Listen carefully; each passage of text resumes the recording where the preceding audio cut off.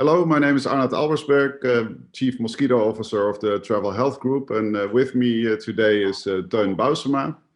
Teun is a professor in epidemiology of tropical infectious diseases at the Radboud University in Nijmegen, the Netherlands. And well, Teun, best if you further introduce yourself briefly. Thank you, Arnoud. Yes, I'm a malaria researcher, really interested in the interplay between mosquitoes and humans and parasites. So how does malaria spread, and how does the transmission, how do the transmission patterns, and how does the epidemiology change over time?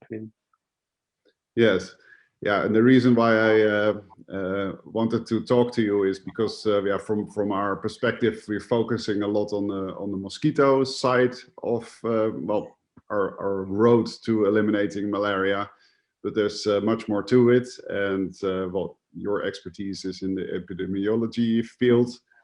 And with the recent developments also with COVID, we heard some yeah, alarming developments that we're not taking the number down of malaria infections and mortality, but that we see yeah, reverse development. Can you elaborate on that?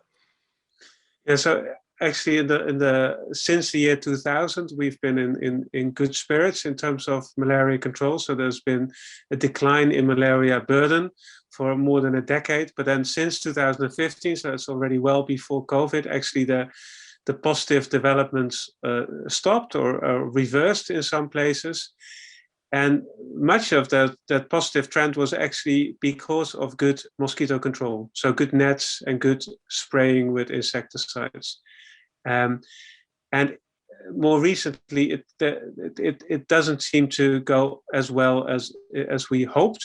And there's no real one explanation for that. One of the explanations is probably that we saw the effect of the low-hanging fruits. So we managed to put nets wherever they could be hung in houses, and there is a considerable funding need for malaria control. So it really costs billions of dollars every year to actually maintain malaria control, and the funding actually has plateaued. And now in recent years, actually also the recent year actually has been reduced. And there are also some challenges, both from the mosquito side and also from the parasite side.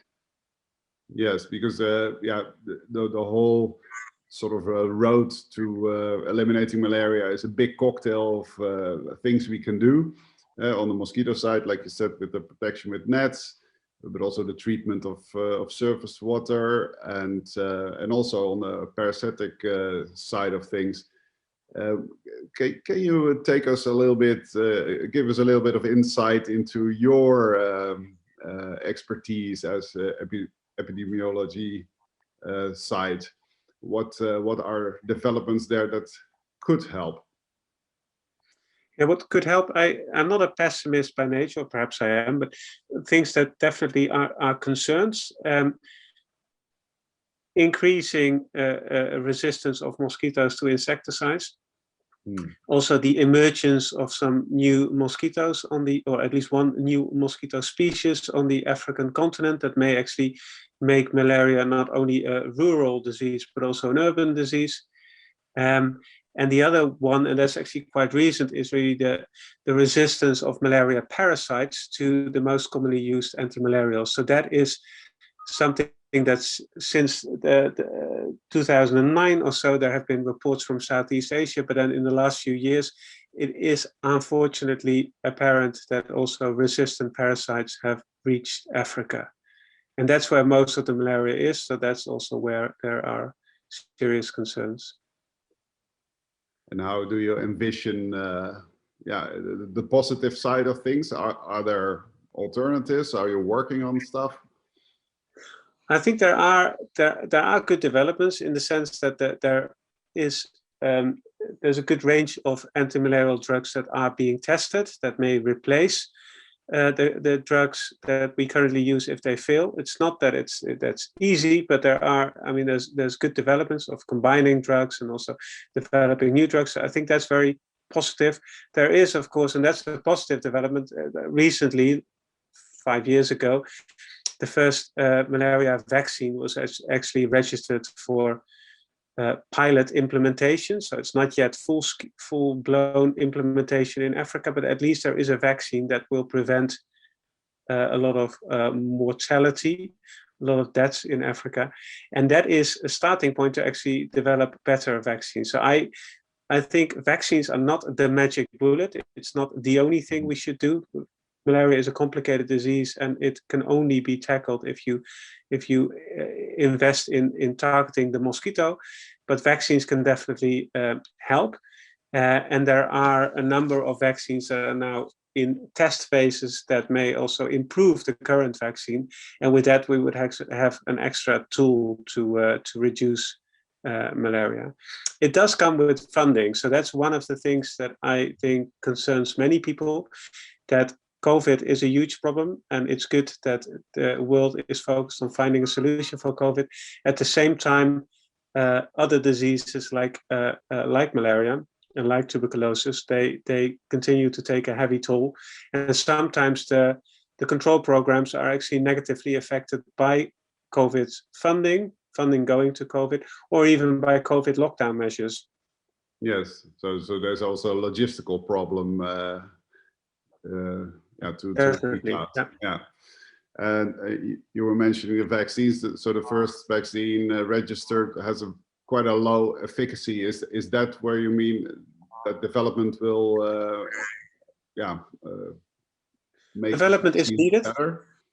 Yeah, development is needed. At the same time, because malaria is such a huge killer, even a partially effective vaccine like Mosquirix, the RTSS vaccine, as the scientists still call it, it will really save lives. And there's another, if such a vaccine is implemented in a clever way and not as a standalone intervention. So one of the other interventions that actually is saving a lot of lives, and it's quite recent, is giving children in areas of seasonal malaria prophylaxis during the season. So it means that every month the most vulnerable children get some antimalarials in the Sahelian regions in Africa. And very recently also this approach, so giving some protection during the months where malaria risk is highest, has also been combined with vaccination. And then you get like a double approach, and both of them are not perfect, but actually together they can really save many, many lives. Okay.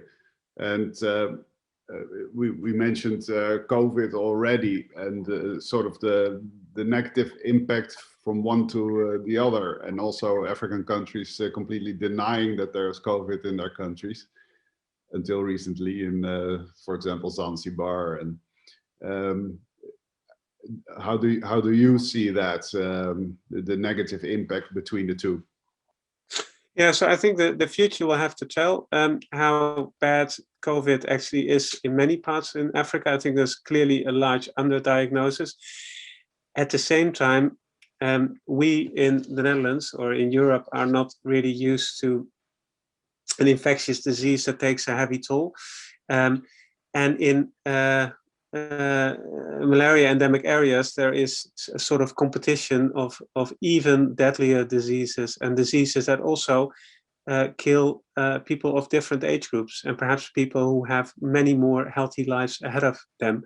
So the future will have to tell, but I wouldn't be surprised if in the end the conclusion would be that COVID was not the largest concern for Africa as a direct health risk, but lockdown measures, the problems with actually importing goods and also foods, they may actually take a very large toll.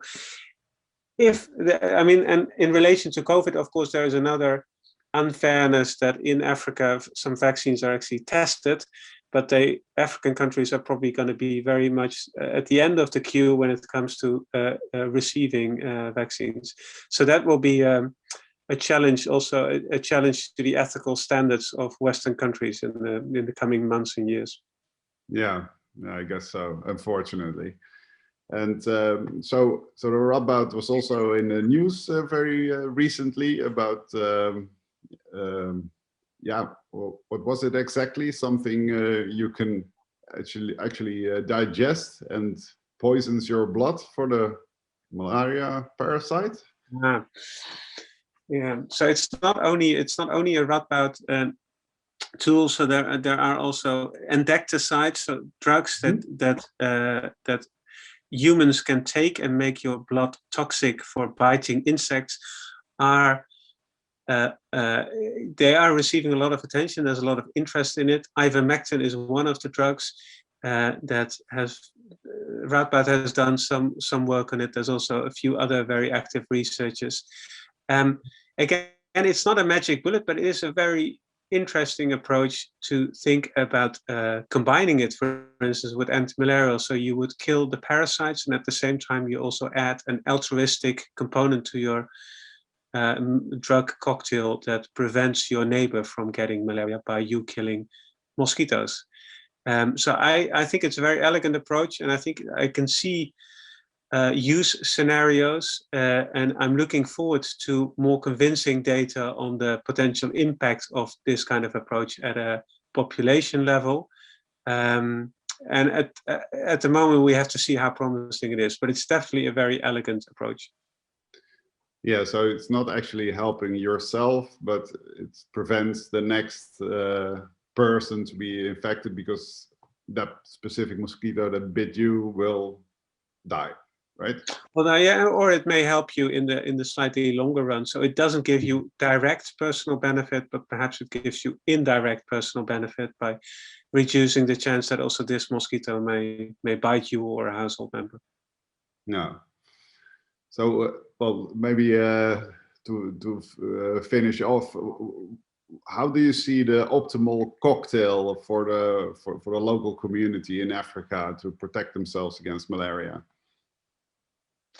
I think it starts with good mosquito control, although I like to focus on the parasite. Mosquitoes are so important because mosquitoes give you malaria, but you also give the mosquito malaria. So if you can prevent contact with mosquitoes, you have a double win. So good access to treated nets will remain very important. There are other interesting mosquito control approaches as well, including spraying walls and ceilings with insecticides. That's already quite an old approach. There's ways of improving your house to reduce mosquito burden. So that will be one part of the cocktail. The other part of the cocktail, and that is an infrastructural problem. I sometimes describe malaria as a logistical problem rather than a health problem. Of course, it's a health problem, but if you manage to reach a hospital or a health facility soon, you don't have to die of malaria. I'm convinced of that.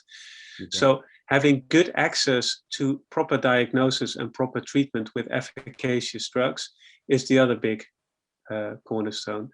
And I think those are the two major things. And then there are some additional advantages, so small management of mosquito exposure that could in some situations include repellents, but it can also include removal of mosquito breeding sites around your house. And in some situations, like very seasonal areas, seasonal chemo prevention, so not daily prophylaxis, but perhaps monthly treatment with antimalarial drugs for the high-risk population, which also includes pregnant women, but definitely also young children. Those would be the essential components I would see. And as soon as that's in place, then we can talk about genetically attenuated mosquitoes or vaccines. But I think those core things have to be in place. Okay, well, thank you very much, Teun Bousema of Radboud UMC, for your great contribution. There's a lot of work to be done, and we'll get on it. Thank you.